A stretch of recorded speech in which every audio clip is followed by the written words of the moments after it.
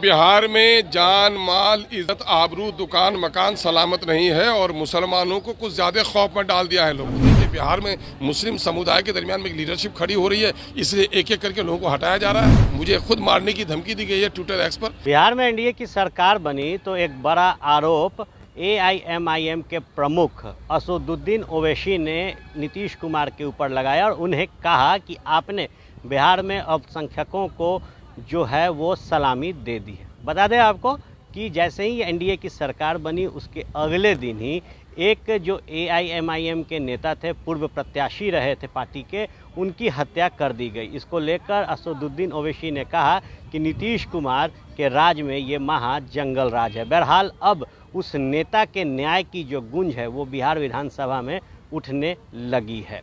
बता दें आपको कि एआईएमआईएम के प्रदेश अध्यक्ष अख्तरुल इमान ने कहा कि जिस तरीके से असलम मुखिया की हत्या की गई उसके से ये साफ है कि मौजूदा सरकार अल्पसंख्यकों के खिलाफ है और वो नहीं चाहते कि बिहार में कोई जो मुस्लिम लीडर है वो खड़ा हो।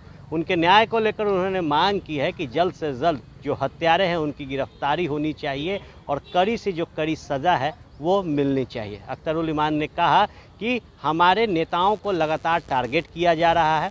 जहां एक तरफ हमारे नेता की हत्या की गई, वहीं सोशल मीडिया के माध्यम से मुझे भी लगातार जो धमकियां हैं वो दी जा रही है। इसको लेकर मैंने प्रशासन को सूचित किया, लेकिन किसी ने भी इसकी सुध नहीं ली। निश्चित तौर पर ये सरकार समझती है कि कोई भी मुस्लिम लीडर बिहार में न खड़ा हो। सुनिए अख्तरुल इमान क्या कुछ कह रहे हैं।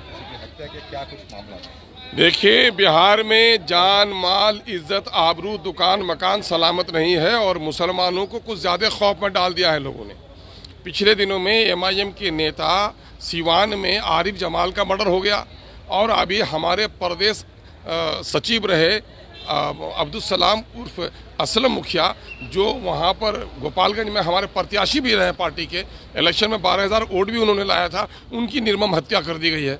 और नीतीश कुमार जी की सरकार जो कहती है कि हम क्राइम को, हम कम्युनलिज्म को और करप्शन को बर्दाश्त नहीं करेंगे, क्या ये क्राइम नहीं है?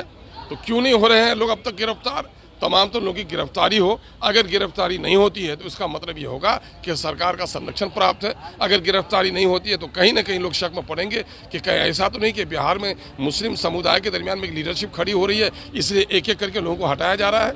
मुझे खुद मारने की धमकी दी गई है ट्विटर एक्स पर, एफआईआर किया हूँ और अब तक कार्रवाई नहीं हो रही है। मेरे साथियों को मारने की धमकी दी जा रही है। तो ये इसका मतलब ये है कि मुस्लिम लीडरशिप खड़ा करने के लिए लोग तैयार हो, क्या उनका सफाया कर दिया जाएगा?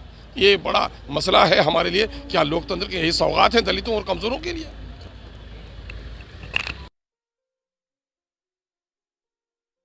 ये लो, मुंह मीठा करो। आज मैंने अपना जॉब छोड़ दिया, अब हम पूर्णिया वापस जाएंगे।